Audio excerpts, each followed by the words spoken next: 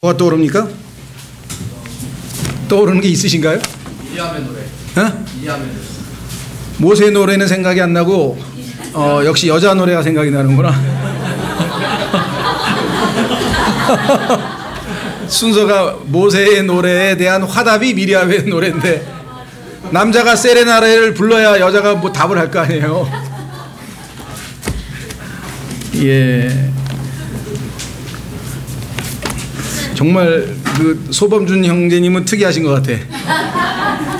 성경에 대해서 조금 아시는 분들은 거의 다 모세의 노래가 나오는데 모세의 노래가 안 나고 미리암의 노래가 있다는 것 자체를 거의 모르는 사람이 많거든요. 미리암의 노래가 많이 들어갔습니다.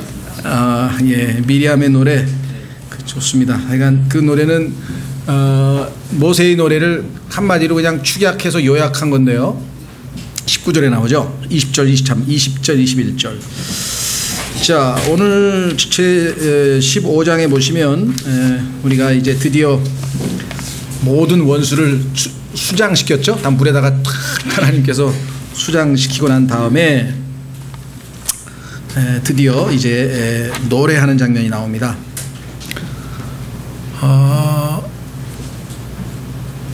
그리스도인들이 가지고 있는 여러 가지 특징 중에 하나가 뭐 다양하게 있겠습니다만 그 중에 하나가 뭐냐면 어딜 가나 찬송을 한다는 거죠. 그렇죠? 요즘에는 과거에는 그런 게 없었는데 뭐 찬불가도 있고 요즘에 보니까 뭐 하여간 이 노래를 흉내내기는 하는데 사실은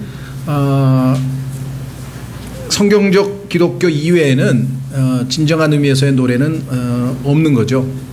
그래서 성경에 보면은 노래는 참 구원받은 사람들에게 가질 수 있는 특권이라고 우리가 생각할 수가 있습니다.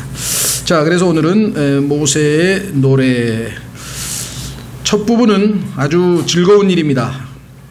승리에 대해서 하나님이 이루신 승리에 대해서 감사와 찬양하는 노래가 나오죠. 예.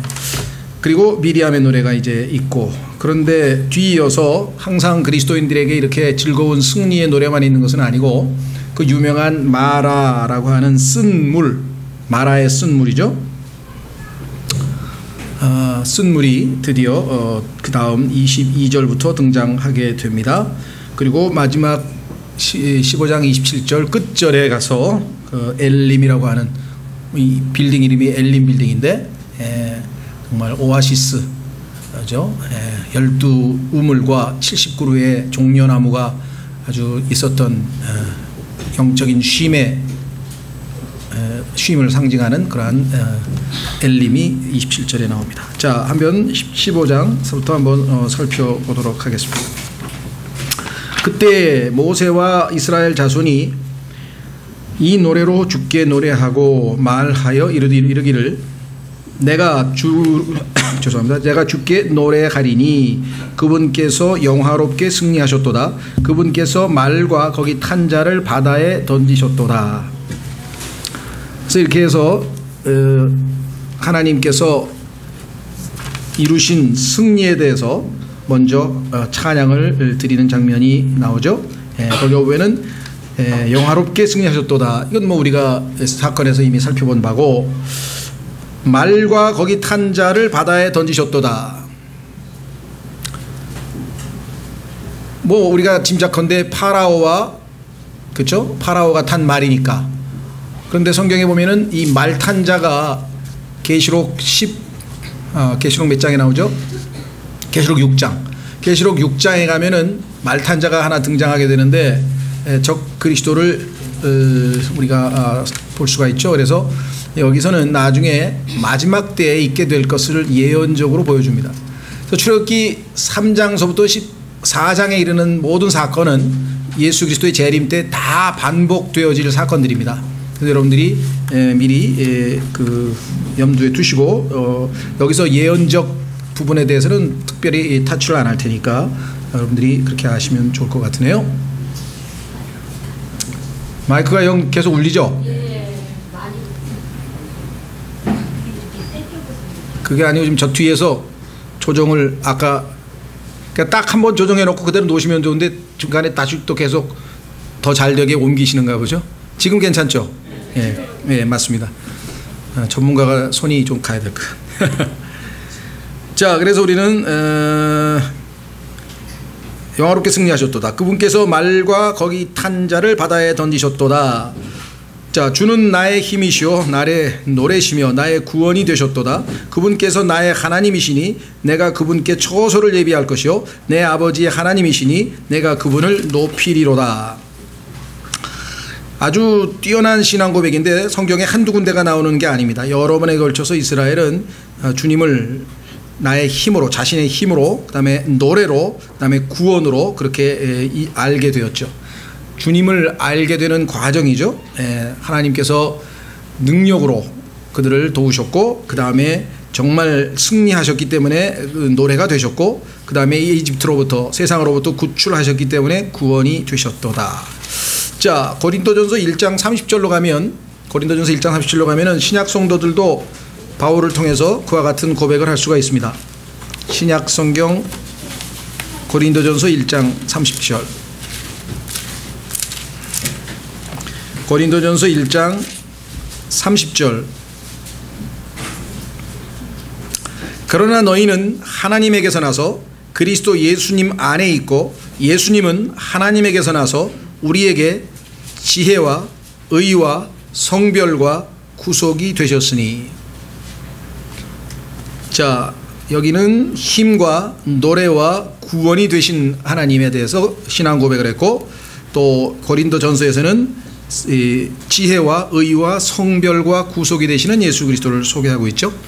그래서 여러분들도 아마 신앙생활하면서 주님은 나의, 어떤 분들은 helper, 도우시는 분이시다 라는 신앙 고백도 나고 시편에 주님은 나의, 예를 들면 무엇이다, 반석이다, 요새다, 아니면 뭐 능력이다, 부활이다, 나의 소원이다, 나의 소망이다, 무엇이든지 다 붙일 수 있어요. 이것이 성경에서 예수님께서 하신 자신의 이름, 또 하나님께서 모세에게 자신의 이름을 계시하실 때 I am이라는 이름을 가르쳐 주셨죠. I am. 우리말로는 스스로 존재하는 자, 상당히 어렵게 번역을 했는데요. I am은 그냥 I am인데 우리말로는 번역이 쉽지가 않아서 두 가지죠. I am 하면 나는 있다죠. 지금 있다. 과거에도 있었고 지금도 있고 계속 있는 거예요. 존재, 현재. 영원한 존재라는 거죠. 영원히 항상 계시는 분. 반면에 I am 그러면 뒤에 뭐가 붙죠. 그래서 예수님께서 I am, 나는 길이요 진리요 생명이라 거기 붙였죠. 그 다음에 나는 세상의 빛이라, 나는 선한 목자라, 나는 문이라, 양들이 들락거리는 문이라, 나는 하면서 계속 했는데 성경에 보니까 all in all, 모든 것 안에 모든 것 되시는 분이니까 여러분께서 삶에서 예수님을 자신의 능력으로 알든 자신의 위로로 알든 자신의 소망으로 알든 자신의 무엇으로 알든 뭐 온유함으로 알든 뭘로 알든 전부 다 예수님은 우리 삶의 모든 것에 대한 하나님의 답변은 예수 그리스도시에요. 예수 그리스도가 모든 것 안에 모든 것 되시는 분이에요. 그러니까 어떤 분은 예수님에 대해서 자기의 이 신앙 색깔에 맞춰서 자기가 알고 있는 부분이 있어요. 예수님은 전능하신 분이다. 또 예수님은 긍휼이 많으신 분이다. 예수님은 사랑이 많으신 분이다. 예수님은 뭐 예를 들면 자기에게 맞는 그게 있죠. 근데 이게 폭이 넓혀져 가는 것, 점점 더 많이 주님에 대해서 더 넓은 스펙트럼을 쫙 체험하는 것이 신앙생활의 아주 풍성한 삶이죠. 그렇죠? 때로는 성경에 보니까 주님은 두려우신 분이에요. 그래서 하나님께서 자기 자신을 소개할 때 나는 뭐라고요? 소멸케 하는 불이라, consuming fire라는 말을 했는데, 그런 하나님은 경험하셨나요? 여러분들은 워낙 모범적으로 신앙생활해서 그런 분들은 그런 하나님은 잘 모르시는 것 같은데, 저는 몇 번 경험한 것 같은데 정말 하나님은 무서우신 분이시구나. 그런 경험 우리에게 필요합니다. 균형 잡힌 하나님이 필요하시죠. 예. 자, 그 다음에 3절로 가겠습니다. 내가 그분께 처소를 예비할 것이요. 여러분들 모세가 하나님께 일단 그 성막을 지으라는 명령을 받아서 처소를 예비하게 될 것, 예언적이지만 이제 앞으로 짓게 되겠죠. 그 다음에 내 아버지의 하나님, 누구의 하나님입니까?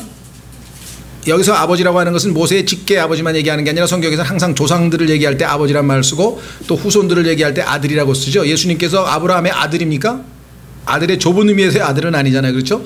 그래서 그 아들과 아버지라고 하는 용어를 성경에서 여러분들이 잘 아셔야 돼요. 자, 여기서는 당연히 아브라함에 대한 언급이겠고, 영적으로 봐도 우리도 다 아브라함의 후손이죠. 그렇죠? 왜? 믿음으로 하나님 앞에 의롭다함을 얻은 자들이니까.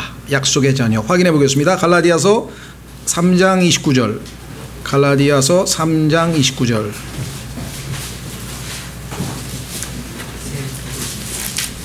갈라디아서 3장 29절에 보시면, 너희가 그리스도께 속한 자면 곧 아브라함의 씨요. 우리가 아브라함의 씨라 그랬어요. 아브라함의 씨요 약속에 따른 상속자니라. 여러분들이 영적으로 이스라엘 백성과 우리를 늘 이렇게 비교해 보면 오늘 오전 설교도 크게 영적인 유익을 얻게 되겠죠. 자, 그 다음에 10몇 절이요? 2절.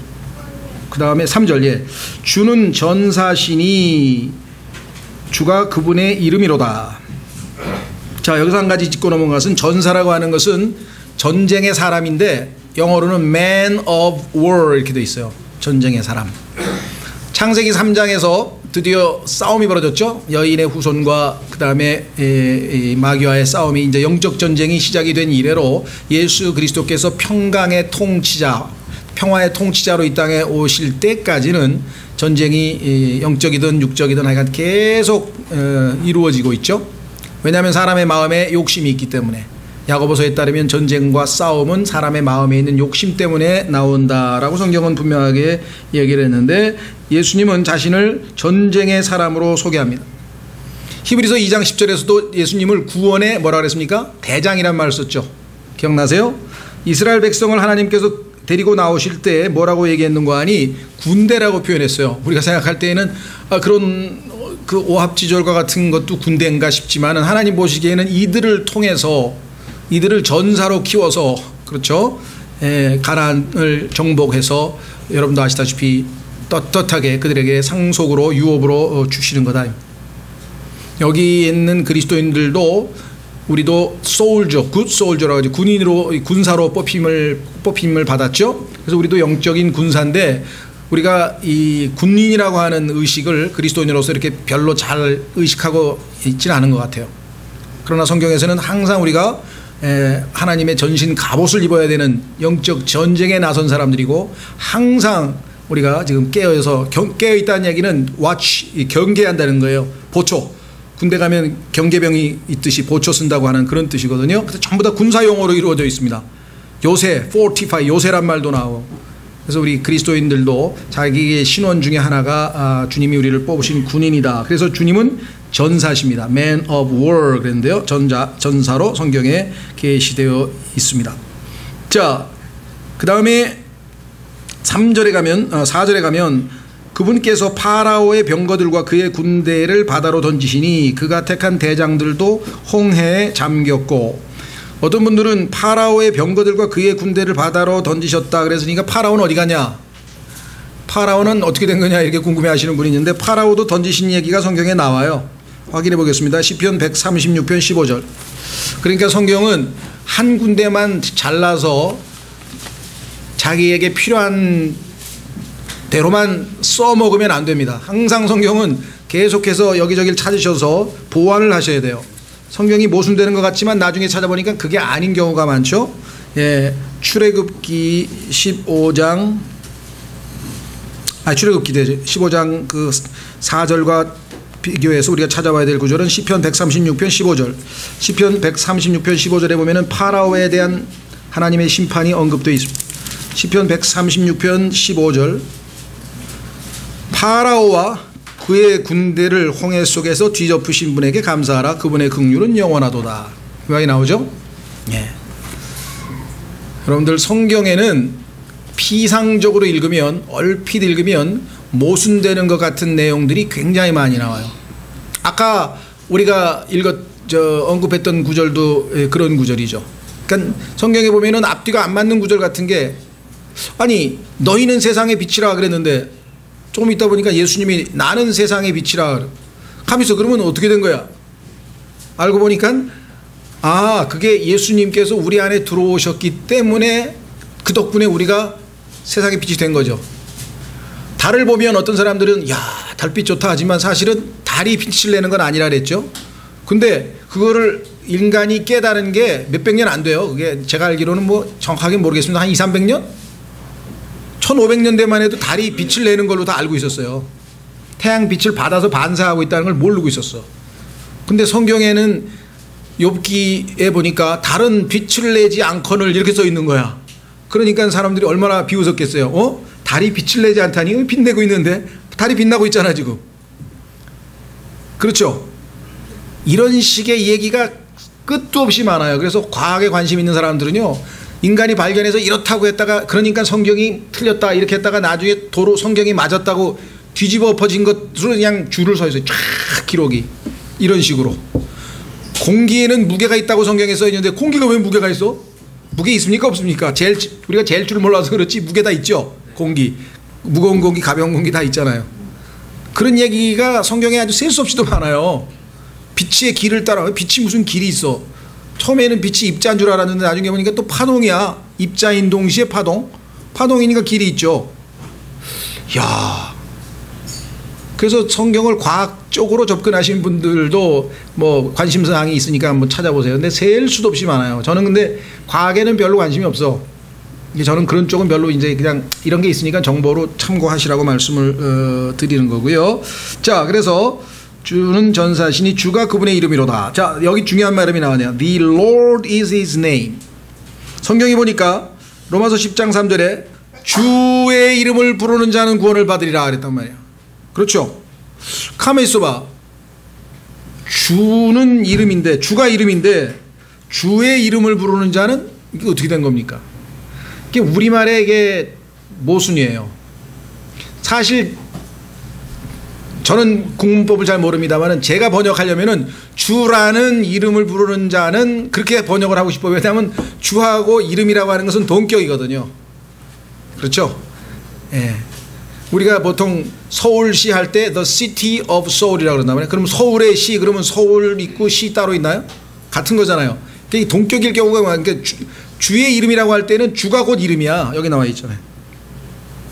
그래서 주의 이름을 부르는 자를 할 때는 주여 그러지. 주의 이름이 뭐더라? 임마누엘인가 여호와인가 주의 이름이 하고 막 또 찾는 사람이 있어요. 그래서 이 우리말에 이 참 그 쉽지 않아요. 이런 게 꽤 많아요. 이게 분명히 동격 같은데 영어는 때로는 소유격으로 해석해도 되고 때로는 동격으로 해석해도 되고 이게 좀 자유로워요. 그래서 하나님께서 아마 영어를 택하신 것이 아닌가 이렇게 생각이 되는데 어쨌거나 여기는 분명히 성경에 나와 있죠. 아버지의 이름 주, 예수님의 이름 주, 성령님의 이름 주. 그래서 마태복음 28장에서 아버지와 아들과 성령의 이름들 아니고 아버지와 아들과 성령의 이름. 왜? 하나뿐이잖아. 이름이 주. 그래서 사도행전에 가보니까 주라는 이름으로 침례를 줍니다. 그게 아버지와 아들과 성령의 이름으로 침례를 주노라라고 보통 우리 침례식 할 때 하죠. 그러나 그때 주라는 이름으로 침례를 주노라 해도 똑같아요. 왜냐하면 아버지의 아들과 성령의 이름이 뭐야? 주잖아요. 무슨 말 이해가 되셨죠? 예, 그래서 성경에 보면 이름이 단수로 나와 있다는 걸 염두에 두시면 좋겠습니다. 4절 그분께서 파라오의 병거들과 그의 군대를 바다로 던지시니 하나님께서는 승리에 대해서 굉장히 강조를 많이 하시네요. 예, 나중에도 적그리스도와 그를 추종하는 모든 세력은 다 이렇게 심판을 받습니다. 그가 택한 대장들도 홍해에 잠겼고 신약에서는 계시록의 10왕들이 되겠죠. 기품들이 그들을 덮음에 그들이 돌처럼 바닥에 가라앉았도다. 오 주여 주의 오른손이 권능으로 영화롭게 되었나이다. 오 주여 주의 오른손이 그 원수를 산산조각 내었나이다. 주께서 주를 대적하여 일어난 자들을 주의 크신 위세로 엎으셨나이다. 주께서 지의 진노를 보내심에 그것이 그들을 지푸라기 같이 소멸시켰나이다. 여러분들 말라기에 보면은 예수님의 재림할 때에도 이 예수님께서 불로서 오셔서 모든 것을 화덕같이 다 태워버리신다는 얘기가 나오고 데살로니가 전서에서도 하늘에서부터 예수님께서 오셔서 그들을 다 불살라버린다고 하는 이 불의 심판이 반복돼 나오죠. 그렇죠? 한번 확인해 보겠습니다. 말라기 4장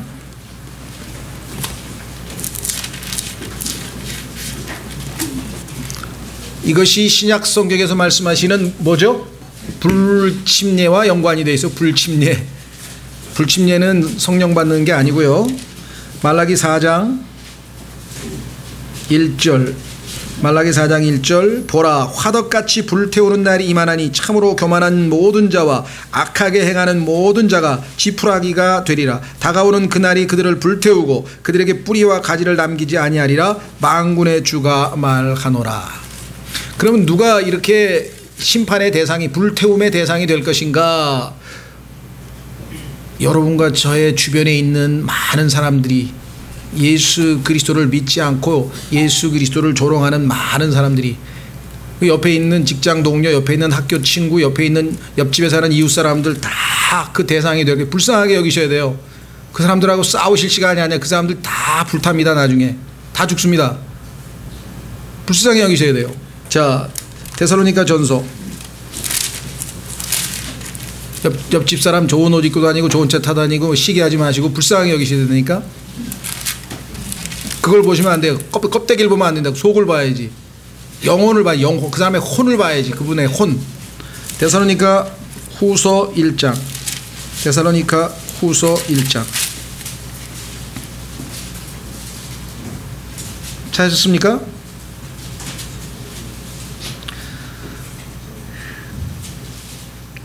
찾으셨어요?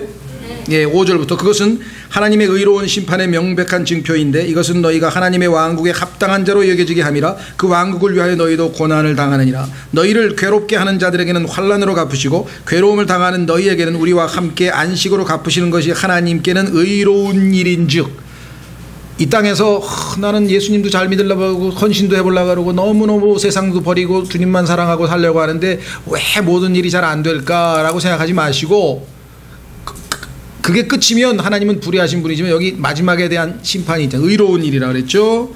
주 예수님께서 자신의 강력한 천사들과 함께 하늘로부터 나타나사 하나님을 알지 못하는 자들과, 여러분 주변에 너무나 많이 있습니다. 우리 주 예수 그리스도의 복음에 순종하지 않은 자들에게 타오르는 불로 징벌하실 때 그리하시리라. 주변에 여러분 눈에 띄는 사람들의 거의 대부분이 다 이렇게 불로 다 타버릴 불쌍한 사람들이. 근데 그 사람들하고 뭐 다투고 뭘 경쟁하고 뭘 시비 붙고 뭐 이러고 저러고 할 일이 아니에요. 지금 여러분과 제가 소방수예요. 소방수. 불 이 사람들 건져내야 될 사람이니까. 그렇죠. 다시 돌아오셔서 출애굽기 15장 8절. 이 표현이 재미있네. 주의 콧구멍이라 그랬네. 주의 콧구멍에 거센 바람에 물들이 함께 모이되. 엄청나게 힘세시네. 옛날에 우리 학교 다닐 때 학생들 보면 코에 콧김 누가 힘이 센지 밤날 흥흥거리고 뭐 무너뜨리고 쓰러뜨리기 시작하던데, 하나님은 그냥 콧김에 그냥 바다가 쫙 갈라지더니 옆에 탁 섰다 그랬네요. 주의 콧구멍에 거센 바람에 물들이 함께 모이되 큰 물들이 무더기같이 똑바로 일어서고. 여러분들 홍해 건널 때 물이 똑바로 서 있었다는 거 아세요? 거기다가 이게 엉겨 붙었어. 여기 보시면 뭐라고 되어 있느냐면요, 그 품들이 바다의 심장부에서 엉겼나이다. 이 컨질이라고 하는 단어는요, 컨질, 이 발음이 얼어붙는다는 뜻이에요. 사실은 여러분들 이태리 뭐라 그러나 아이스크림을 본젤라또라 그러죠. 그거 모르시는 분은 없죠? 젤라또 아시죠? 예, 본이란 말은 좋다는 뜻이에요. 굿. 예, 봉주 하잖아요. 이제 불어로 봉주. 본 젤라또, 영어로 얘기하면 굿 아이스크림이에요. 굿 아이스크림. 젤라또. 그런데 그 단어가 뭐냐면 이 단어예요. congeal. 이 단어야. 예, 스페인 말로는 꽁헬라도라 그러는데 꽁헬라도라 그러죠. 꽁헬라도. 얼었다 이게. 얼어. 그러니까 하나님께서 그냥 순식간에 바다가 딱 얼어붙어 가지고 고체처럼 딱 서버렸어요. 어마어마하죠. 참 놀라우신 분이시다 그런 말이죠. 정말 능력이 우리가 말로 다 할 수 없는 어마어마한 분이신 것을 보게 됩니다. 자, 그래서 그 원수가 말하기를 내가 쫓아가서 따라잡고 노랑물을 나누리라. 그들을 덮쳐 내 욕망을 채우리라. 내가 내 칼을 빼리니 내 손이 그들을 멸하리라 하였으나. 예, 성경에도 보면은 마귀가 이사야서 14장에서 내가 저 높은 곳에 올라가서 북편의 높은 곳에 올라가서 하나님의 왕자 위에 올라가서 그 높은 분하고 한번 비교보겠다고 하면서 I will 나는 하겠다. 그게 됐나요? 지옥의 심판을 받아서 떨어져 나갔죠. 여기도 마찬가지 계속 하겠다.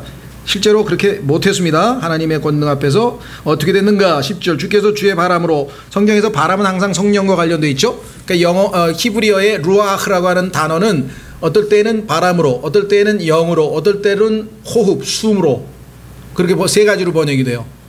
그러니까 문맥에 따라서. 자, 여기서는 지금 바람인데요. 주의 바람으로 바람을 일으키심에 바다가 그들을 덮었고 그들은 강력한 물들 속에 납같이 가라앉았나이다. 참, 저는 낚시를 못하는데 낚시가 아니고 그물에다가 납을 단다면서요. 그래야 이게 가라앉지. 그렇죠? 네. 보니까 성경에도 납같이 가라앉았다라고 하는 아주 비유법이 아주 멋지게 나와 있네요. 자, 오 주여 신들 가운데 주와 같으시니가 누구이니까? 주와 같이 거룩함 속에서 영화로우시고 찬양 속에서 두려우시며 이적들을 행하시는 이가 누구시니까? 주께서 주의 오른손을 내미시니 땅이 그들을 삼켰나이다. 우선 12절에서 성경적으로 우리가 놓치기 쉬운, 읽다가 출애굽기를 읽다가 발견 못하는 것 중에 하나는 뭐냐? 아까 얘기했던 것처럼 물이 얼어붙었다, 엉겨붙었다 라고 하는 것도 별로 언급 안 하고 슬쩍 지나가는데요. 그것도 참조로. 그 다음에 땅이 갈라져서 그 사람들이 다 밑으로 들어갔죠. 산채로 지옥으로 가버렸어요. 그런데 이 사건이 민수기에 보면 한 번 더 생기죠. 누구의 반역이었죠? 나답과 아비후의 반역 때 쫙 갈라지면서 산채로 지옥으로 가는 것 나오죠. 땅이 갈라졌다는 것, 바다 밑에 땅이 있다는 거 아시죠? 예, 땅이 그들을 삼켰다라는 표현이 나왔고. 자, 여기서 중요한 거는 11절입니다. 오 주여 신들 가운데 주와 같은 신 이가 누구니까? 여기 신들이라고 하는 표현, 지난번에 기억나세요? 이기석 성교사님 오셨을 때 창세기 3장에 대해서 제가 조금 보완 설명을 했는데, 창세기 3장 가보세요. 4절.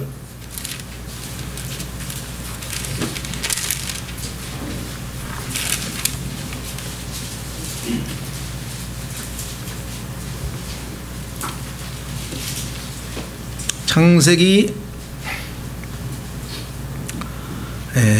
3장 5절이죠.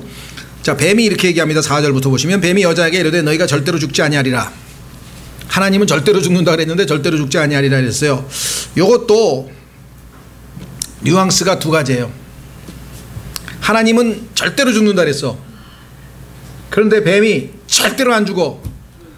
그렇게까지 하나님의 말씀을 노골적으로 100% 아니라고 했을까요? 여러분 생각 어떠세요? 그렇게 해석하시는 분이 있고요. 근데 저는 후자예요. 제 생각은 누가 맞는지 모르겠어요. 뱀이 여자에게 이르되 절대로 죽지는 아니하리라. 일종의 이제 이걸 부분 부정이라 그러는데요. 여기 보시면 뒤에 He shall not surely die 그랬어요. 너희는 반드시 죽지는 않는다 그랬는데, 요 surely라고 하는 단어가 절대로 안 죽는다 그러면은 저 같으면 이렇게 표현할 것 같아요. Surely, 분명히 you shall not die. 절대로 넌 안 죽어. 이렇게 해야 되는데 you shall not die, 여기다 보면은 shall not surely die 하면은 not surely, not always, 항상은 아니야, 반드시는 아니고 어쩌면 살 수도 있을지도 몰라 라고 얘기하는 것 같아요. 잘은 모르겠어요. 그래서 문법적으로 이게 surely가, 이 단어가 그 부분 부정으로, 영어는 always의 경우에는 부분 부정이죠. 그렇죠? not always, 항상은 아니야.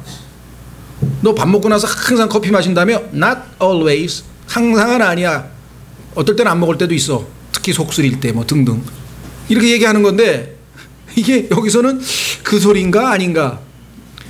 놀랍게도요, 영어를 모국어로 하는 미국 사람도 헷갈리더라고. 이게 맞는 것 같다 그러다가 내가 혹시 이건 아닐까 그랬더니 그 말도 맞는 것 같은데, 그 미국 사람이 헷갈리니까 저도 어떻게 답을 하겠어요. 저도 모른다 그래야지. 그러니까 두 가지 가능성이 있다. 해석을 이렇게 하시는 분이 따로 있어요. 그러니까 어떤 분은 여기서 그렇게 해석하시는 분이 있고 이렇게 해석하시는 분이 있고. 그러니까 여러분들도 하나님께서 애매하게 성경 구절을 놔두면요, 그냥 애매한 채로 놔두세요. 그냥 그거를 분명하게 해결하려고 막 이단 교리를 만들어가지고 막 이상하게 행동하지 마시고. 성경은 때로는 우리가 볼 때는 이렇게도 될 것 같고 저렇게도 될 것 같은 구절이 덜어 있어요. 예, 이제 주님을 만나면 아시겠죠, 답은? 자, 5절. 너희가 그것을 먹는 날에 너희 눈이 열리고 너희가 신들과 같이 되어 선악을 알 줄을 하나님이 아시느니라. 놀랍죠? 5절에 신들이라고 하는 단어와 하나님이라고 하는 단어가 히브리어로는 똑같은 단어야. 근데 어떻게 킹제임스 성경을 번역하는 사람들은 이것이 신들인 줄 알았을까? 여기에 이제 킹제임스 성경의 신비가 숨겨져 있는 거예요. 똑같은 엘로힘이라고 하는 히브리 한 단어가 신이라고 하는 단수, 신들이라고 하는 복수, 그 다음에 angels, 천사들이라고 하는 복수, 이렇게 세 가지로 번역이 돼요. 여기서 모든 성경이 전부 다 God 하고 대문자로 썼어요. 너희가 하나님이 될 것 같. 근데 제가 봐도 상식적으로 생각했을 때 이부 보고 이것만 따먹으면 온 우주 만물을 창조한 하나님이 된다고 그렇게 마귀가 멍청하게 속일까요? 그래가지고 사기당할 사람이 누가 있어? 도저히 내가 볼 때 말이 안 되거든. 그런데 옆에 신들이 있었어요. 하늘에서 내려온 천사들이 있었는데 보니까 정말 아주 너무나 아주 멋지다 이거죠. 그렇죠? 그러니까 저런 신들처럼 될 거다. 인간을 넘어선 신들. 그래서 인간을 넘어선 존재, 이것을 뭐라면 초인이라 그래요. 초인. 그렇죠? 여러분들은 슈퍼맨 하면 만화 영화를 떠올리는데 그거는 세상 사람들이 만들어낸 얘기고, 슈퍼맨이란 단어는 철학자인 니체라고 하는 사람이 만들어낸 용어예요. 슈퍼, 넘어간다 이게. 맨, 인간을 넘어선 그 어떤 존재, 그게 뭐예요? 신이잖아요. 그렇죠? 그런데 그 신들, 그게 머큐리가 됐던 제우스가 됐던 뭐 주피터가 됐던 뭐 헤라클레스가 됐던 뭐 타이탄이 됐던 아폴로가 됐던 누가 됐던 간에 수없이 많은 뭐 헬라의 신, 그리스의 신, 무슨 신, 나 중국의 신, 뭐 그 모든 신들하고 성경에 나와 있는 참 하나님하고는 완전히 다르다 이 말이에요. 여기서 얘기하고 있잖아요. 왜? 신들이 여태까지 그런 홍해를 가르고 하나님의 그 콧김으로 바다를 둘러다녀 가지고 딱 얼게 만들고 땅이 갈라지게 해서 모든 원수를 심판하는 그런 신이 있었나요? 없어요. 여러분들은 God of Gods, 신들 중에 신, 최고의 신을 섬기고 있는 거예요. 우리가 최고의, 온 우주의 최고의 존재가 우리 아버지야. 그래서 우리가 속된 말로 꿀릴 게 없는 사람이라. 그리스도인은 어디 가서나 어깨 펴고 주머니에 돈이 하나도 없고 조금 있다가 저녁을 굶을지라도 어깨를 펴고 힘을 내야 돼. 왜? 내 아버지가 최고야. 그렇죠? 그 모든 신들과 다르다, 유일하다, 그런 뜻이 뭐냐면 거룩하다는 뜻이에요. 그래서 하나님은, 우리 하나님은 거룩하신 분이다. 그렇죠? 그래서 자, 여기 다시 돌아옵니다. 이 고백이 진정한 신앙 고백이에요. 오 주여, 신들 가운데 주와 같으신 이가 누구니까? 없습니다. 주님이 최고입니다. 이게 하나님께 영광 돌리는 거예요. 여러분들 하나님께 영광 돌린다고 하는 얘기는 무슨 뜻인 거 아니? 두 가지인데요. 영광 돌린다는 거 어렵게 생각하지 마시고요. 자랑하는 거예요. 그렇죠? 너 우리 아버지 뭔지 알아? 뭐 경찰이다. 난 우리 아버지는 뭐 군인이다. 뭐 애들이 보면 자기 아버지 자랑하죠? 그게 영광 돌리는 거예요. 우리 예수 그리스도는 어떠한 분이시다. 우리 하나님은 어떠한 분이시다. 여기 나오잖아요. 쭉 노래 이렇게 다 이런 놀라운 분이시다. 그 다음에 두 번째는요, 하나님을 드러내는 거예요. 그렇죠? 늘 말씀드린다면 전기가 지금 저 발전소에서 여기 와 있어요. 그런데 스위치까지만 와 있으면 영광을 나타내는 게 아니야. 그런데 스위치를 올려서 지금 여기 불이 들어와 있잖아요. 이게 전기의 영광이에요. 나타났잖아. 드러났잖아. 그렇죠? 그러니까 주님께서 내 안에 머물러 계시면 영광을 못 받으셔. 나를 통해서 주님이 바깥으로 표현되고 드러나셔야 돼. 그렇죠? 자, 다시 돌아옵니다. 이사야서 40장으로 가시면 하나님께서는 입으로 이제 이 말씀을 하셔요. 하나님께서 신들 중에 나와 같은 신이 있냐? 너희 본 적이 있냐? 하고 질문을 하셔요. 자, 이사야서에 보면 이런 질문이 많은데 두 군데만 보겠습니다. 이사야서 40장 18절.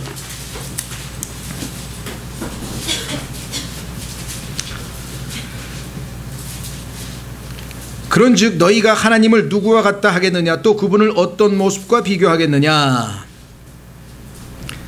너희가 어떻게 나를, 하나님을, 여기 나옵니다. 밑으로 내려갑니다. 19절. 기술자는 새긴 형상을 녹이며 금세공업자는 그것을 펴서 금을 입히고 은목걸이를 부어 만드는도다. 무슨 금으로, 은으로, 나무로, 뭐로 도대체 눈에 보이는 그러한 것을, 우상을 만들어서 신이라고 하는데 너희가 도대체 나를 어디다가 비교하느냐. 우상 숭배에 대해서 하나님은 아주 기분 나빠하시고 잘못된 비교를 한 거예요. 자, 그 다음에 25절로 가보세요. 25절. 거룩하신 이가 이르시되, 거룩하다는 얘기는 유일하게 최고 다르다, 다른 모든 것과. 그런즉 너희가 나를 누구와 같다 하겠으며 누구와 동등하다 하겠느냐 하시느니라. 없어요. 온 우주 만물을 다 찾아봐도 우리 하나님 같으신 분은 없다. 다시 돌아옵니다. 그래서 주와 같은 분이 안 계십니다. 주와 같이 뭐라 그랬습니까? 거룩함 속에서 영화로우시고. 우리가 보통 하나님을 영화롭다라고 하는 표현은 많이 쓰는데 이 거룩함을 자꾸 놓치려고 하는데요. 하나님은 거룩함 가운데 영화로우시고, 거룩함의 아름다움도 거룩함과 연관이 되어 있어요. 성경에 보니까 시편에.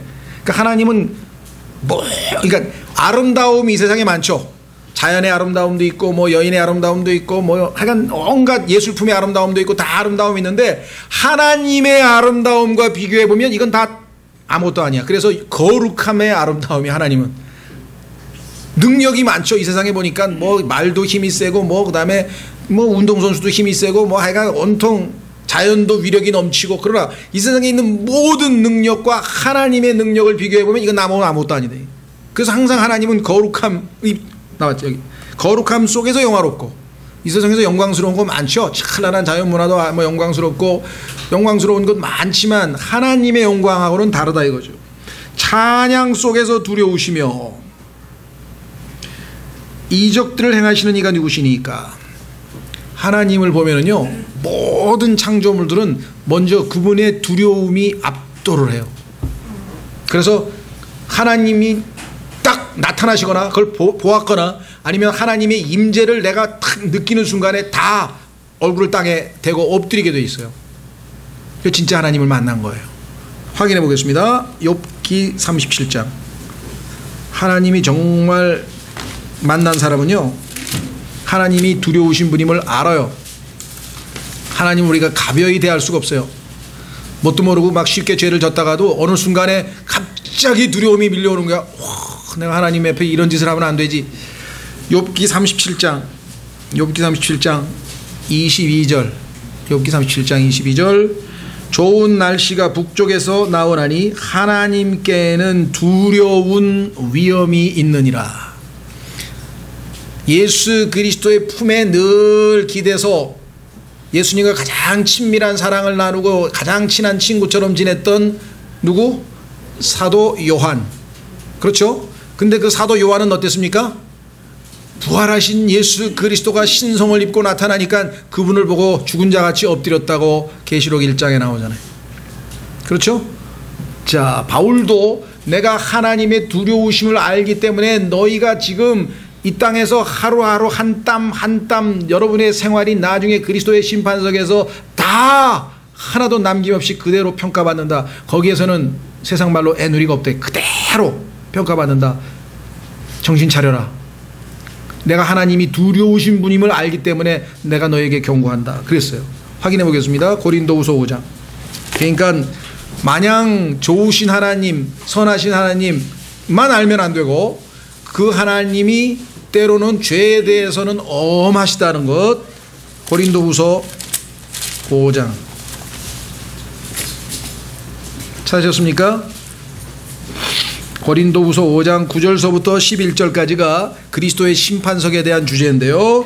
9절. 그러므로 우리는 함께 있든지 떨어져 있든지 그분께서 받아주시는 자가 되려고 수고하노라. 지금은 함께 있지 않고 떨어져 계시죠? 셋째 하늘에 예수님 계시죠? 10절 우리는 반드시 다 그리스도의 심판석 앞에 나타나리니 이로써 각 사람이 좋은 것이든 나쁜 것이든 자기가 행한 것에 따라 자기 몸 안에 이루어진 것들을 받으리라.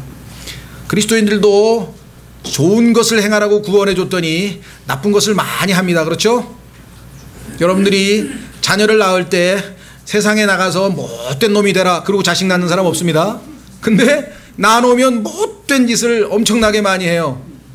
그리스도인들도 하나님께서 창조해서 거듭났어요. 하나님의 자녀가 됐어요. 근데 못된 여기 나쁜 짓 나쁜 것 많이 해요. 그런데 그거 다 평가받는 거예요. 안 할 수도 있는데 하는 거기 때문에. 자, 그래서 11절 우리가 그런즉 우리가 주의 두려움을 알므로 사람들을 설득하거니와 우리가 하나님께 밝히 드러났고 너희 양심에도 밝히 드러난 줄로 나는 확신하노라. 그래서 너희 양심에 하나님의 앞에 나는 정말 양심껏 바르게 행동하겠다. 자, 다시 돌아오셔서 출애굽기 15장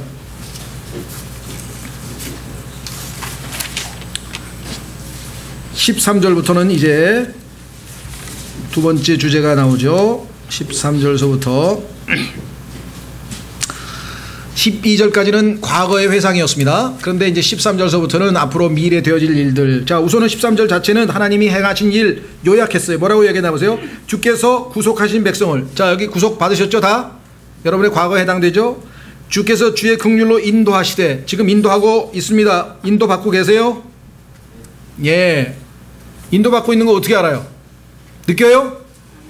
성령님이 내 안에서 지금 움직이고 계세요. 막 그렇게 아니고 성경에 써있기 때문에 믿음으로 아는 겁니다. 그게 어디 써있는지 알아야지. 가겠습니다. 로마서 8장 14절. 이런 걸 여러분들이 성경 구절을 알고 있어야 답을 해줄게. 야, 네가 하나님의 인도하는 받는 거 어떻게 알아? 야, 지금 머리 정수리부터 전기가 오고 있어. 성령님이 나를 통해서 지금 쫙, 야, 온몸에 지금 막 지리. 이러니까 세상 사람들이 손가락질하면서 아유, 저 예수 믿는다는 사람은 뭐 사기꾼이다 이렇게 얘기되는 거예요. 성경에 하나님께서 써놓으셨죠. 로마서 8장 14절. 로마서 8장 14절. 하나님의 영에 의해 인도받는 자들은 다 하나님의 아들들이니 너희는 다시 두려움에 이르는 속박의 영을 받지 아니하고 양자 삼으시는 영을 받았느니라. 하나님의 영을 받았어. 하나님께서 주셨어. 그런데 그 영이 우리를 인도하고 계신다고 성경에 써있어. 그러면 옆에 있던 친구가 그렇게, 야, 하나님께서 잘 인도하고 계시는데 너는 왜 안 따라가냐? 여기에 이제 신앙생활에 실패가 있는 거예요. 인도는 하시는데 따라가질 않아. 엉뚱한 데로 간다고요. 대마처럼 세상으로 사랑해가지고 다시 이집트로 돌아가는 사람이 없나? 하나님께서는 계속 불기둥과 구름기둥으로 말씀과 성령으로 계속 한 걸음씩 전진해서 지금 가나안을 향해서 가고 있는데 뒷걸음질 쳐가지고 세상으로 가는 대마가 있는가, 아니면 옆길로 새가지고 딴 길로 가는 마가처럼 왜 우리는 다 양 같아서 각기 제 길로 가거늘. 우리가 양 같아서 그래요. 양은 지난번에 말씀드렸죠. 모든 동물들 중에서 제일 아주 나쁜 근시예요. 양은 실제로 눈이 근시라니까. 그래서 목동이 바로 눈앞에 보여야지 조금만 떨어지면 옆길로 샌다. 바짝 쫓아가세요. 예? 여러분이 그렇게 영적으로 눈이 좋은 사람들이 아니야. 지금 바짝 쫓아가야지. 교회 2주만 빠져보세요. 그 다음에 낚시 가고 뭐 야구장 가고 신났어. 이제 막 더 재밌어. 아닙니까?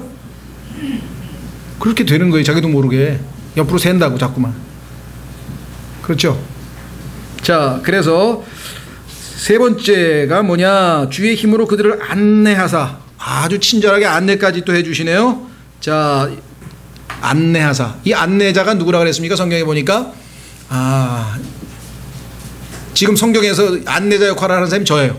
성경에 보니까 빌립이 안내자가 없으니까, 가이드가 없으니까 내가 어떻게 성경을 깨닫겠어? 이사야서 53장 설명 좀 해줘봐. 그랬더니 촥 해서 거기서 풀어서 예수님을 딱 설명하니까 하고 예수님 하고 믿겠습니다. 딱 구원받았잖아요.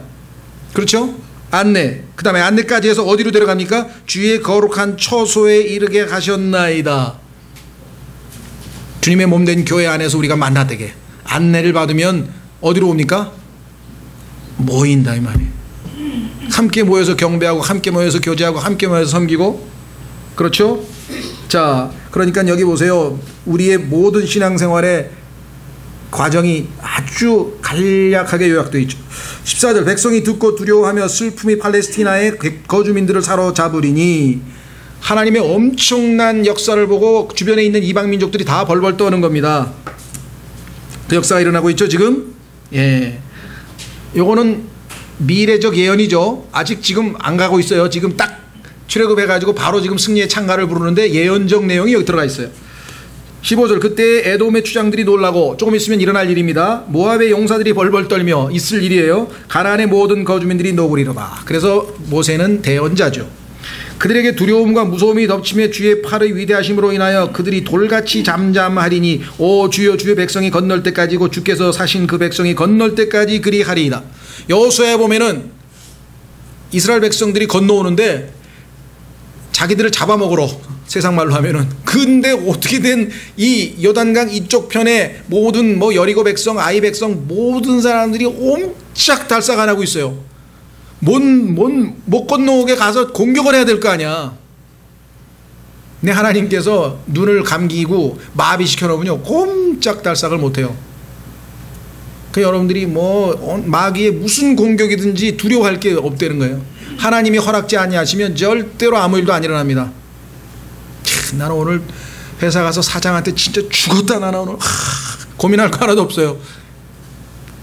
딱 기도하고 하나님께서 사장님의 입을 딱 막아가지고 내가 억울한 일 안 당하게 하나님 도와주시겠지. 예를 들면 그렇죠? 근데 억울한 일 당했다 그럼 어떻게 성경에 예수님도 억울한 일 당하셨으니까 나를 경험을 쌓게 하시는구나 성경에 써 있잖아요. 우리는 몰라요. 하나님이 어떻게 허락하시는지. 이런 일도 벌어지고 저런 일도 벌어지죠. 그렇죠? 자 이렇게 노래 불렀다가 좀 있다가 여러분 잘 아시는 것처럼 마라의 쓴물로 가잖아요. 자 계속 내려갑니다. 가나안의 모든 저주민들이 녹으리로다. 이 녹는다는 말 우리도 쓰죠. 마음이 녹아내린다 그러죠. 너무 두려워가지고 막 녹아내려. 그들에게 두려움과 무서움이 덮치며 주의 팔의 위대함으로 인하여 그들이 돌같이 잠잠하리니. 여기 나왔어요. 꼼짝 못하고 요단강 건널 때까지 가만히 숨죽이고 있었어요. 진짜 놀랍죠. 예. 누구 말 맞다나 이집트에서 있었던 가장 큰 그 기적은 홍해를 건넌 것이 아니라 이스라엘 백성들의 마지막 10번째 재앙에서 모조리 다 죽었는데 그때 개들이 짖지 않고 있었다. 여러분들 성경 구절에 그 왜 써 있었을까요? 누군가가 이것이 진짜 기적이다.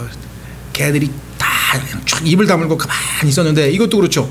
지금 적들이 요단강 건너오고 있는데 첩보는 들어오고 있는데 다 알고 있는데 몸이 말을 안 듣는 거야. 그냥 잠잠하고 가만히 있는 거야. 왜 하나님께서 허락을 안 하시고 움직이질 못하는 거야. 17절 주께서 그들을 데려오신다. 얼마나 놀랍습니까? 지금 데려가고 계시죠? 셋째 하늘로 여러분과 저를 데려가고 계십니다. 그렇죠? 데려가고 계신 거 맞아요? 확인해 보겠습니다. 디모데후서. 안 가고 싶으신 분도 계시나 보네. 네? 디모데후서 4장 17절. 디모데후서 4장 17절.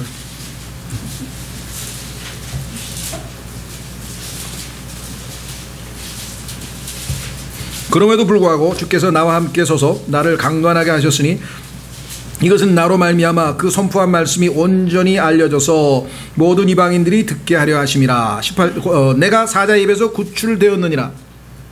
첫 번째. 두 번째, 주께서 나를 모든 악한 일에서 건져내시고 현재 과거에 구출되었고 지금도 건져내고 계시고. 셋째, 또 자신의 하늘 왕국에 이르기까지 어떻다고요? 보존하시리니. 하늘 왕국에 이르기까지 보존하셔서 데리고 가십니다. 이스라엘도 가나안에 갈 때까지 데리고 갑니다. 지금. 자 다시 돌아옵니다. 출애굽기 15장 17절 데려오사 주의 상속 재산의 산에 심으시리니. 우리가 식목일에 심죠. 나무 심듯이 심어요. 그래서 나중에 보면은 이스라엘 백성들이 하나님의 말씀을 어겼을 때 하나님께서 사용하신 표현이 뭐냐면 뽑아버렸어. 나무를 심은 거를 뽑아가지고 저쪽에 바벨론에다가 다시 심어놨대. 그 나중에 replant 다시 재이식이라고 그러죠. 이식, 심장 이식 수술 뽑아가지고 다시 뽑아가지고 다시 이식 시켜놨어요. 그렇죠? 예. 그래서 심는다는 표현이 아주 실감납니다. 오 주여 그곳은 주께서 친히 거하시려고 만드신 곳이니이다. 예루살렘 주님께서 거하시는 곳. 오 주여 그것은 주의 손이 세우신 성소로소이다. 주님이 거하시는 거룩한 장소입니다 라고 고백했죠. 18절 예언적 표현이 또 나오네요. 주께서 영원 무궁토록 통치하시리로다 하였더라. 이게 이제 파라오의 노래입니다. 가사가 이 정도 돼야지 부르지. 뭐 네가 어쨌는데 나는 아침에 일어났더니 짜증이 났어. 뭐가 어쨌어. 막 뭔 소리야 도대체. 뭐 누구더라 그 장기하와 하이드니까. 아니 그 들으면서 무슨 커피가 썼다는 뜻인지 듣다가 보니까 내가 돌아버리겠어. 이거 뭔 소리를 하는 거야. 그리고 왜 그런 걸 노래 가사에다 써. 신변 잡기에 자기 일기장에 쓰든지 잡지장에다 쓰든지 도대체 노래로 될 정도면 이 정도는 가사가 나오든지 뭐가. 그렇죠. 가사 수준이 정말 뭐 인디 밴드라 그러면 그냥 저 지하에서는 하지 뭐하러 또 방송까지 나와가지고 이해가 안 가요. 도대체 그런 사람들 왜 그 가사가 뭐예요 도대체 이게. 무슨 푸념도 아니고 이건 뭐 시도 아니고. 자 19절 이는 파라오의 말과 그의 병거들과 기병들이 함께 바다로 들어가매 주께서 바닷물을 되돌려 그들 위에 임하게 하셨으나 이스라엘 자손은 바다 한가운데서 마른 땅 위로 갔기 때문이더라. 이 19절의 사건 때문에 하나님께 찬양을 안 드릴 수가 없어서 그냥 가슴에 막 터져나오는 찬양을 드렸다는 거예요. 그런데 이 모세의 노래가 계시록 15장 3절에 또 나와요. 확인해 보겠습니다. 모세의 노래 이거 여기서 한 번 갖고 끝나는 게 아니고 또 나와요. 또 계시록 15장 자 계시록 15장은요 여러분 잘 아는 것처럼 유리바다 셋째 하늘입니다. 2절부터 보시면 또 내가 보니 불 섞인 유리바다 같은 것이 있는데 짐승과 그의 형상과 그의 표와 그의 이름의 수를 이기고 승리한 자들이 하나님의 하프들을 가지고 유리바다 위에 서서 승리하면 어떻게 됩니까? 노래하죠. 승리하면 노래하죠. 그래서 지금 승리의 찬가 또 합니다. 3절 하나님의 종 모세의 노래와 이게 지금 승리의 찬가잖아요. 그 다음에 어린 양의 노래를 부르며 하나 더 붙었네요. 어린 양의 노래를 부르며. 자 그러니까 출애굽기 15장 3절에 2절서부터 18절까지 자주 부르세요. 나중에 또 부를 거니까. 주님 오시면 셋째 하늘에 또 자주 부를 찬송이에요 이게 지금. 자 20절 아론의 누이 여대언자 미리암이 손의 작은 부분을 다듬며 누나가 모세가 찬송하는 소리를 듣더니 그런 감격이 돼가지고 충만해가지고 뛰쳐나가는 거예요. 모든 여인들이 그녀를 따라 나오며 작은 북을 잡고 춤을 추니 미리암이 그들에게 응답하되 모세의 노래 응답하되 너희는 주께 노래하라. 그분께서 영화롭게 승리하셨도다. 그분께서 말과 거기 탄 자를 바다에 던지셨도다 하였더라. 조심하십시오. 여기에 처음으로 출애굽기 15장의 성경에서 실제적인 노래가 나오고 물론 노래 작곡한 사람들이 창세기 4장에 나옵니다만은 실제적으로 노래 부른 사건은 여기 처음 기록되어 있고 춤춘 사건도 처음 기록되어 있는데 성경에서의 춤은 요즘에 무슨 뭐 자꾸 댄스 스포츠 댄스 그런 거 하는 거하고는 전혀 다릅니다. 여자들끼리만 춤춘 거예요. 여자들끼리만. 성경에서 춤은 잘못된 거 없습니다. 하나님께 영광 돌리기 위해서 너무 감사해서 다윗도 그냥 막 사람들 쳐다보는 거 신경 안 쓰고 열심히 춤췄죠. 여러분들도 너무 막 하나님 막 기쁘면 추세요. 괜찮아요. 추는 건 괜찮아요. 근데 요즘처럼 이상하게 막 무슨 땅건지 통건지 하지 마시고 성경에서 그런 춤은 없어요. 성경 춤을 쭉 찾아보면 항상 유니섹스예요. 남자끼리 추고 여자끼리 춰야지 들러붙어서 추는 건 아니에요.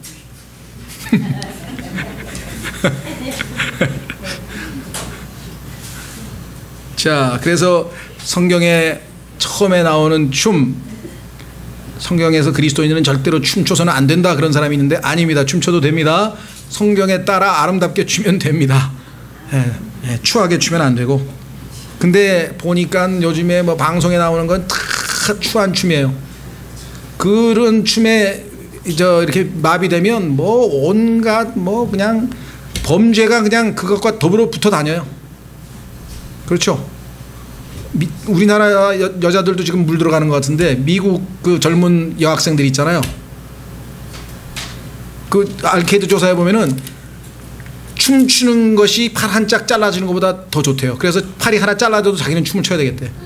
뭐 그런 이상한 질문을 왜 했는지 잘 모르겠는데 그만큼 그렇게 저는 춤을 안 춰봐서 잘 모르겠는데 그렇게 그게 좋은가 봐요. 특히 젊은 여성들, 아주 미국 젊은 여성들은 약간 춤하면 아주 그냥. 근데 우리나라도 요즘에 좀 분위기가 그렇게 된 것 같아서 옛날에는 좀 춤추라 그러면 좀 쑥스럽게 생각했는데 그게 아닌 것 같아요, 요즘에는. 그렇죠? 근데 그거는 점점 deterioration, 타락하고 점점 밑으로 향하는 거지 위로 좋아지고 있는 현상이 결코 아닙니다. 자, 이제 드디어 22절 승리의 찬가 다음에 계속 우리가 승리하고 계속 영광스러운 일만 있는 것이 아니라 패배의 쓰라림이 나타납니다. 왜? 보세요. 이와 같이 모세가 홍해에서 이스라엘을 데려가매 그들이 나와서 수르 광야로 들어가 광야에서 4월 동안 갔으나 물을 찾지 못하였더라. 이쯤 되면 불평이 나오죠. 하느님, 분명히 4월 동안 가서 주님께 경배하라 그랬는데 파라오한테 얘기할 때도 4월 동안만 가면 된다 그랬는데 4월 다 왔는데 물이 없어? 그럼 벌써 입이 이만큼 나오기 시작하는 거예요. 야, 물이 없대. 물이 뭐 그냥 불평이 가득 차죠. 드디어 첫 번째 불평이 나옵니다. 자, 23절 그들이 마라에 이르렀을 때 마라의 물들이 써서 마시지 못하겠으므로 그곳의 이름을 마라라 하였더라. 마라가 쓰다는 뜻이죠. 자, 백성이 모세에게 불평하며 이르되 우리가 무엇을 마시리요 하매 금방 10가지 재앙도 받고요, 홍해를 가르는 것도 받고요, 하나님께서 엄청난 분이신 것을 고백하고 주는 나의 힘이시요 노래시요 구원이 되시고 막. 그런데요, 조그만 불편한 점이 생기면 즉시로 불평이 나와요. 자, 그래서 뭐라고 얘기했나 보세요. 그가 주께 부르짖었더니 모세만 하나님 앞에 합당한 태도를 취하는군요. 그 불평에 대해서 야단치거나 뭐 맞붙지 않고 하나님께로 바로 갔어요. 주께서 그에게 한 나무를 보여주심으로 그가 그것을 물들에 던짐에 물들이 달게 되었더라. 거기서 주께서 그들을 위하여 법규와 규례를 정하시고 거기서 그들을 시험하시며 이르시되. 하나님께서는 테스팅을 하기 위해서 이들이 정말 나를 믿는가. 좋을 때만 믿으면 진짜 믿는 게 아니잖아요. 나쁠 때도 믿어야 그게 진짜 믿는 거죠. 그렇죠. 그래서 결혼식 서약할 때 뭐예요? 기쁠 때나 슬플 때나 항상 누구를 사랑하고 너 할 때나 뭐 할 때나 항상 두 가지 얘기하죠. 그 좋을 때만 아니잖아요. 마찬가지로 하나님에 대한 신뢰도 믿음 생활도 마찬가지. 좋을 때가 있고 나쁠 때가 있는데 여긴 지금 나쁠 때는 어떻게 하나 한번 봤더니 아니나 다를까 하나님 앞에 죄를 지었네요. 여기에 대해서 하나님이 제시하시는 답변은 또 무엇이었습니까? 나무였어요. 나무. 성경에 보니까 예수님께서 나무로 나오죠. 솔로몬의 아가서 2장 3절에 보면은 그분이 사과나무, 나무로 나오죠. 나무. 뿐만 아니라 예수님은 나무에 달리셨죠. 나무에 달린 자마다 저주받았다. 갈라디아서 3장 13절에 예수님께서 십자가에서 받은 저주인데 그 십자가를 성경에서 나무라 그랬어요. tree, 나무. 여기도 나무. 예수님 자체가 나무고 그 다음에 십자가도 나무야. 그래서 여기 나와 있어요. 물들에 던짐에 물들이 달게 되었더라. 여러분의 인생에 쓰라린 그 무엇이 있다면 그 쓰라림에서 달게 상황이 바뀔 수 있는 것은 오직 예수 그리스도 한 분뿐이시다. 여기 나왔죠? 얼마든지 우리에게 예표적으로 적용이 됩니다. 물들에 던짐에 물들이 달게 되었더라. 여러분도 인생에서의 모든 쓰라린 체험이 있을 때 항상 예수 그리스도로 말미암아 반전이 일어나게 되는 겁니다. 오직 예수 그리스도만이 우리를 달콤하게 만드실 수 있는 유일한 분이죠. 그렇죠? 예. 자, 그래서 법규와 규례를 정하시고 26절 이르시되 내가 주 내 하나님의 음성에 부지런히 귀를 기울이고 첫째 조건, 두 번째 조건 그의 눈앞에서 옳은 것을 행하며 세 번째 조건 그의 명령들을 귀담아 듣고 네 번째 조건 그의 모든 법규를 지키면 이 네 가지를 하면 어떻게 된다고요? 내가 이집트 사람들에게 내린 이 질병 중 하나도 너희에게 내리지 아니하리니 나는 너를 치유하는 주니라 하시니라. 오늘날 치유하시는 주 라파, 저호바, 여호와 라파라고 하는 이 이름이 남용되고 있는데 이것은 이스라엘 백성들에게 네 가지를 하면 여기 나왔죠. 네 가지는 뭡니까? 순종이죠. 음성에 귀를 기울이고 눈앞에서 옳은 것을 행하며 명령들을 귀담아 담고 그의 모든 법규를 지키면 이 네 가지를 하면 질병에서 벗어나게 해주겠다 그랬습니다. 신약의 그리스도인은 해당이 됩니까? 안 됩니까? 신약의 그리스도인하고 아무 상관이 없는 거예요. 그러면 바울은 이거 다 어겨서 밤낮 아팠습니까? 그럼 디모데는 다 어겨서 밤낮 위장병을 달고 살았습니까? 얼마나 성경하고 빗나가느냐 말이에요. 성경에서는 오히려 바울은 그 병으로 말미암아 하나님의 은혜가 네게 족하도다. 그래서 더 은혜를 많이 받았다 그랬어요. 여러분들이 아플 때 은혜를 많이 받습니까? 안 아프고 쌩쌩할 때 은혜를 많이 받습니까? 그렇죠? 컨디션이 좋고 잘 먹고 잘 살고 막 온몸이 날아갈 것 같고 그러면 나가서 죄 짓는 것밖에 더 하냐고요. 나쁜 짓밖에 안 한다고. 근데 아프면 죄도 못 져. 하나님 앞에 엎드려서 주여 하고 하나님하고 교제만 하고 앉아있다. 딴 거 못하니까. 왜 하나님께서 고난을 주시고 아프게 하시는지 아시겠어요? 여러분과 제가 죄에서 그치게 해주려는 거예요. 거룩하게 해주려고. 그래서 육신의 고통을 당한 자가 죄에서 그쳤느니라고 성경에 서 있잖아요. 우리는 이 육신은요, 약한 상태에서 하나님의 은혜가 임하지, 이게 막 그러면 우리 좋은 힘과 막 에너지를 가지고 주님을 위해서 쓸 것 같으냐 이거죠. 그게 오래 안 가요. 금방 육신은 또 자기를 위해서. 그래서 하나님께서 적절하게 우리에게 필요에 따라서 테스팅을 하시는 것이에요. 자, 여기 나와 있죠.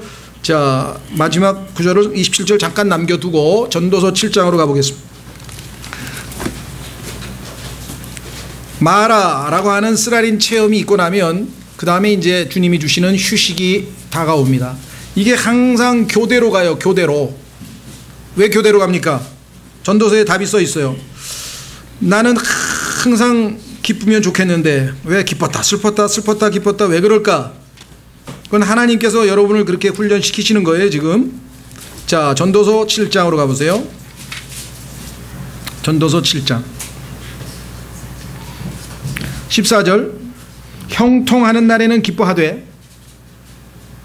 아, 하나님께서 나에게 건강도 주시고 좀 경제적으로도 여유가 있고 정말 야 너무 감사하다 감사하다 감사하다. 좋습니다. 성경에도 보면은 감사하라 그랬어요. 신약에도 야고보서에. 그런데 역경을 당하는 날에는 불평하라 그랬습니까? 짜증내라 그랬습니까? 낙심하라 그랬습니까? 하지 말라는 거 다 한다 이게 우리가 지금. 하나님 뭐라 하세요? 역경을 당하면 힘든 일 생기면 깊이 생각하라. 하나님께서 나에게 또 어떤 계획이 있으시구나. 하나님께서 또한 이것과 저것을 마주보게 두신 것은 왜 이랬다 저랬다 슬펐다 기뻤다 즐거웠다 괴로웠다 아팠다 건강했다 돈이 많았다 적었다 왜 그럽니까? 그래야 자기 자신을 의지하지 아니하고 하나님만 의지하고 살 거 아니에요. 나왔죠? 여기 뭐라 그랬어요? 사람이 자기 뒤에 일어날 일을 찾지 못하게 하려 하심이로다. 앞일을 예측 못해. 그러니까 항상 하나님에 대한 신뢰와 의탁하고 살아갈 수 있도록 하기 위함이다 이거죠. 자, 전도서 3장으로 옵니다. 여러분 앞으로도 지금 현재 잘 풀리고 있는 사람 어떻게 해야 됩니까? 항상 또 역경의 날이 올 것을 대비하고 있어야 되겠죠. 욥은 항상 기대하고 있었어요. 자식도 10명이죠. 돈도 많죠. 하여간 모든 일이 잘 풀리고 있어. 폭풍의 뭐라 그러자 전야라 그러나? 폭풍 속의 고요. 언젠가 터질 거야. 그 바울은 욥은 그게 항상 불안했어. 뭔가 일이 있을 거야. 뭔가 일이 있을 거야. 근데 드디어 터졌어. 그냥 엄청나게 터져버렸어. 그래서 내가 드디어 고민하는 일이 터졌구나 하고 그때 막 옷을 찢고 그냥. 그러니까 미리 대비했기 때문에요. 당황하고 그런 게 없어. 딱 드디어 터졌구나. 자, 전도서 3장 보세요. 우선 그 한번 확인하십시다. 욥처럼 여러분들도 그렇게 하셔야 돼요. 뭔 일이 터지면 드디어 터졌구나, 드디어 왔구나. 그러고선 일단 마음을 딱 가라앉히고 대위를 해야지. 아이고 왜 나한테 이런 일이. 예? 욥기 1장 보세요. 뭐라고 얘기했나?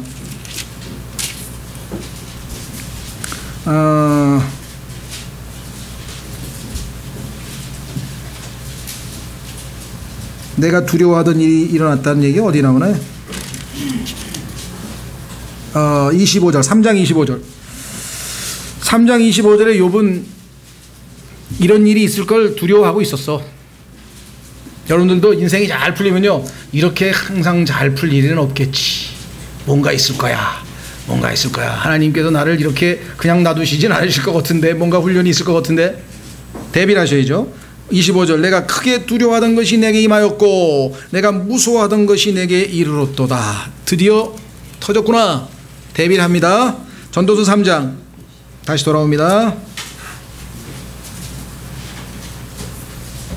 1절 하늘 아래 모든 일에는 시기가 있고 모든 목적한 것에는 때가 있도다. 날 때가 있고 죽을 때가 있고 심을 때가 있고 심은 것을 뽑을 때가 있고 하나님께서 이스라엘을 심을 때가 있었죠. 그러다가 뽑을 때가 있었죠.